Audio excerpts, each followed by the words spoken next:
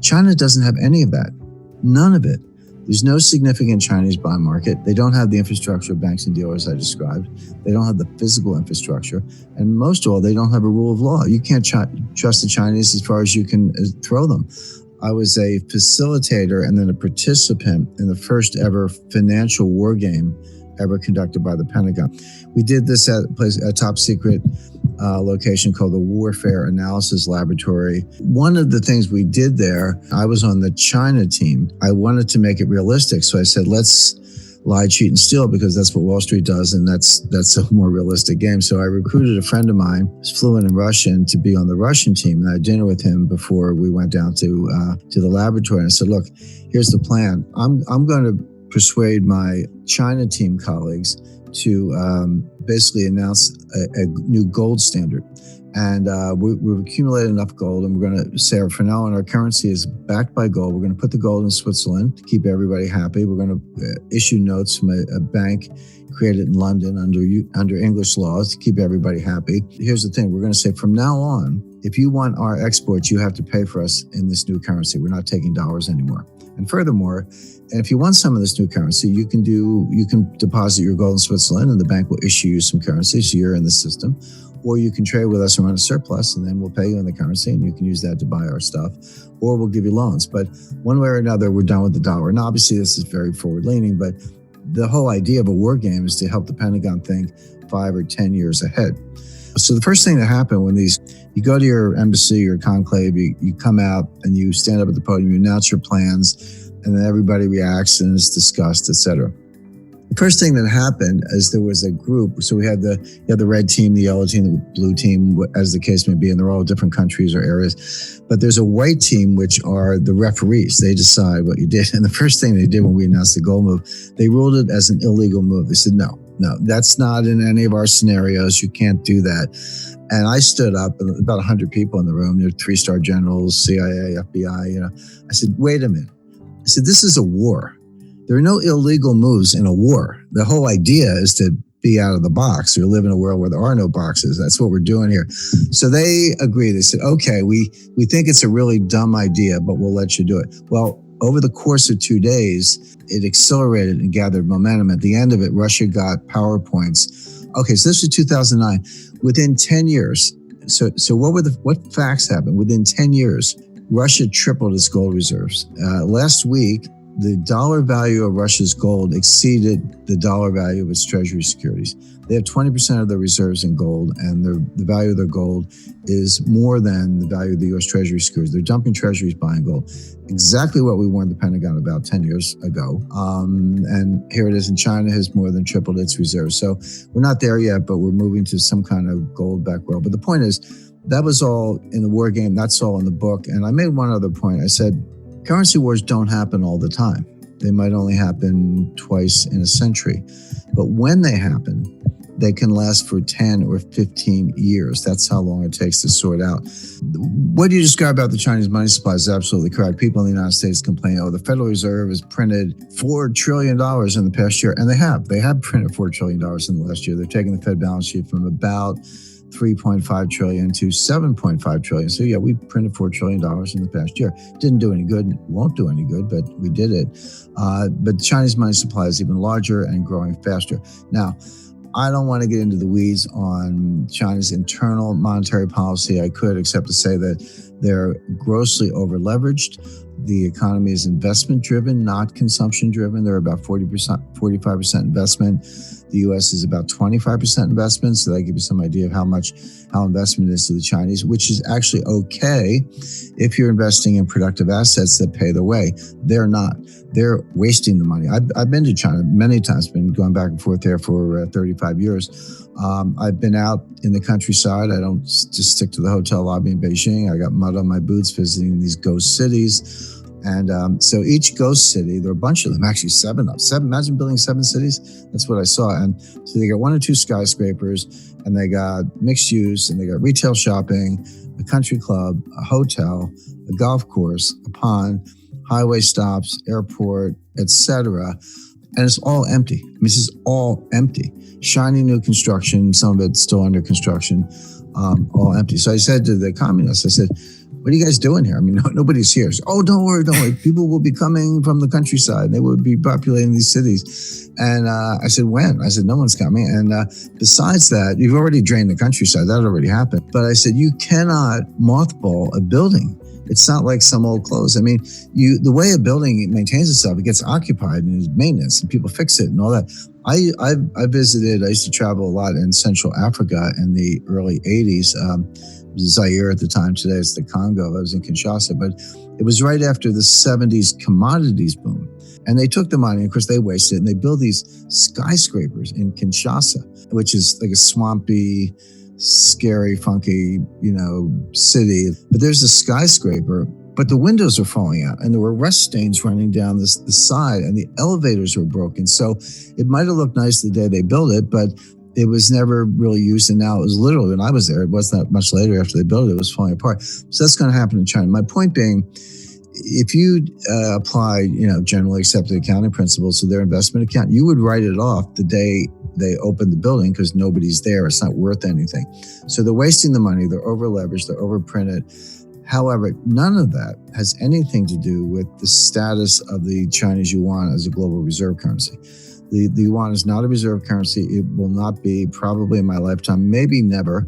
And I'll tell you why. Because a lot of people don't understand what a reserve currency really is. You get a report from the IMF and it says, 60% of global reserves are in dollars, which is true, and about 25% are in euros, which is true. So 85% of global reserves are in dollars or euro, which means the only meaningful exchange rate in the world is the euro-US dollar cross rate. Everything else is working around the edges. You got some sterling and yen and Swiss francs and a couple other things. Aussie dollar is tiny, believe it or not, good currency, but not a big part of it. And China's like this kind of invisible 1% sliced down at the bottom. And China has $1.4 trillion in its reserves. But here's the point. It's not as if they have pallets of $100 bills stacked up in the basement of the People's Bank of China. They don't. You invest in securities. In other words, they're dollar-denominated securities. So it's not actually dollars. They're treasury bills, notes, and bonds denominated in dollars. So the thing that makes a reserve currency is not the currency, it's the bond market. You need something to invest in. Again, so you need a liquid bond market with different maturities, different interest rates. You need dealers, you need auctions, you need payment and clearance systems, you need repo or repurchase agreements, futures, options, when issued trading, custodians. The rule of law, there's a whole massive infrastructure which we started working on when Alexander Hamilton was advising George Washington, and we've been doing it ever since, and others, Bank of England has done the same. China doesn't have any of that, none of it. There's no significant Chinese bond market. They don't have the infrastructure of banks and dealers I described. They don't have the physical infrastructure. And most of all, they don't have a rule of law. You can't trust the Chinese as far as you can throw them. And so they have no chance of being a global reserve currency, none. Same with the Russian ruble, same with a lot of other currencies, same with Bitcoin. Show me the Bitcoin bond market. Maybe you can get my attention, but not sooner. So none of those are going to replace the dollar. First thing, my wife hates me to admit this, but I was once a registered lobbyist in Washington. I ran an office there. I spent a lot of time on Capitol Hill. And the first thing I learned in Washington is you can't beat something with nothing. If you hate a policy or a program, you just hate it. You write op-eds, fine.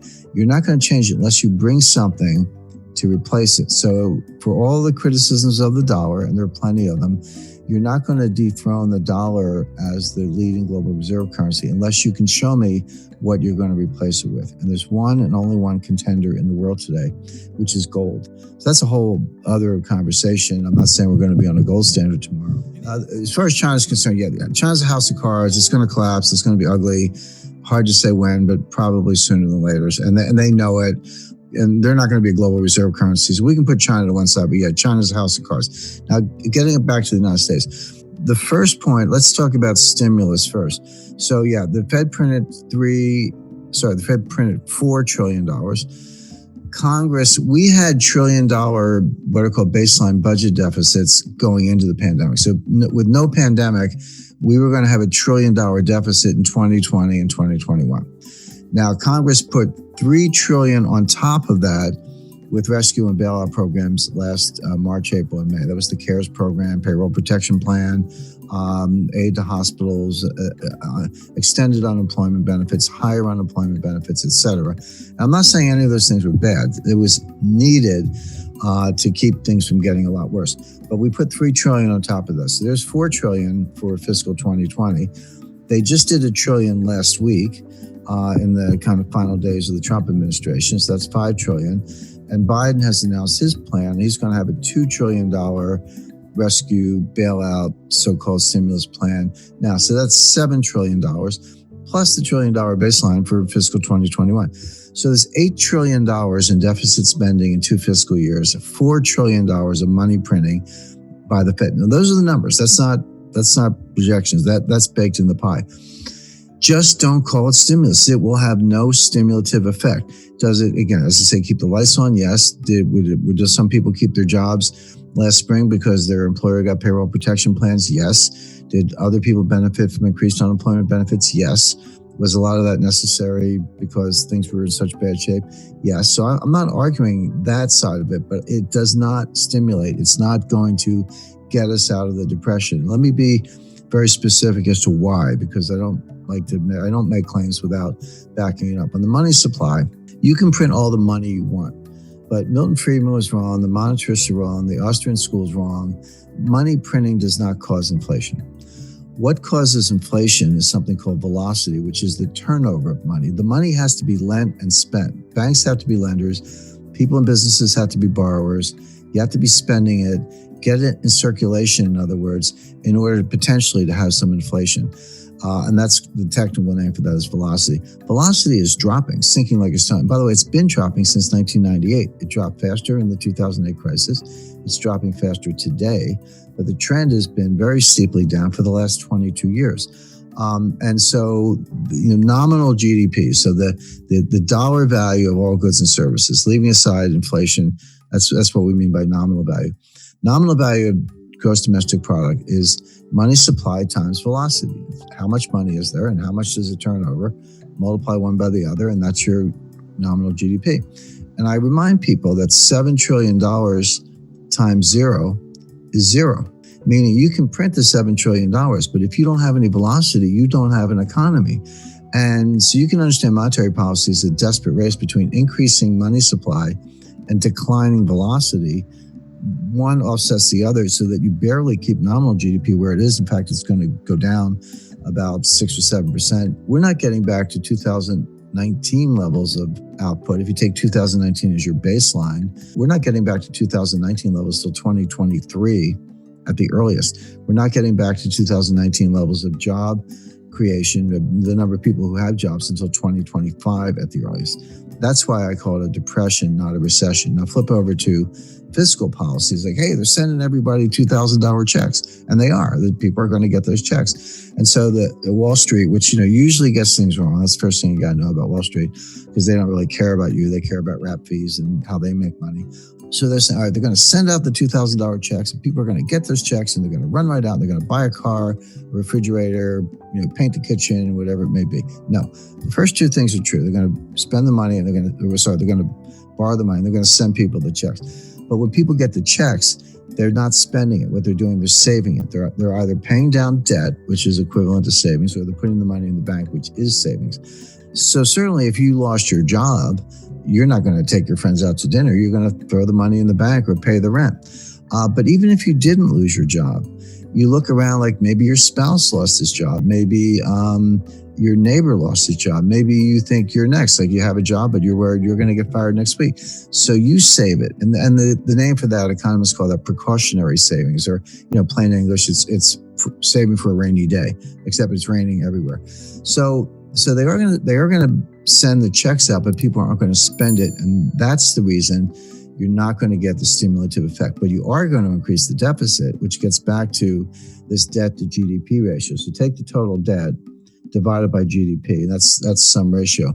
The research is very convincing, very clear. A number of studies show this, that up to about 90%, so 90% debt to GDP, you get a little bit of something called a Keynesian multiplier, meaning you borrow $1, you spend $1, and you get $1.10 of GDP, or you get $1.05 of GDP. And it works maybe temporarily, but it works when people won't spend the money the government can. That's the idea. But when the debt to GDP ratio goes above 90%, that's what physicists call a critical threshold or a phase transition. Now you're through the looking glass.